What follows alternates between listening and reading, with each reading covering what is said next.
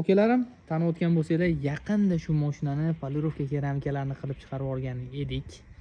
Ozgina ko'z tegib mana shunday holat bo'lib qopti-yu. Xudo xolisa, mashinamizga radno kapotlarni taqib beramiz, zakaz qilib qo'yganman. Xudo xolisa, faralarni hammasini to'g'rilab, aplisovkalarni yangi qo'yamiz. Bu mashinamizga Amerikaga bilet qo'yilgan edi. Bularni ham yangi faraga ko'chirib, hammasini zavod holatda zazorlargacha to'g'rilab beramiz. Kuzatib turasizlar, ish jarayonlarini boshladik. Ish jarayonlarini xudo xolisa boshlab oldik. Holatni ko'ryapsizlar.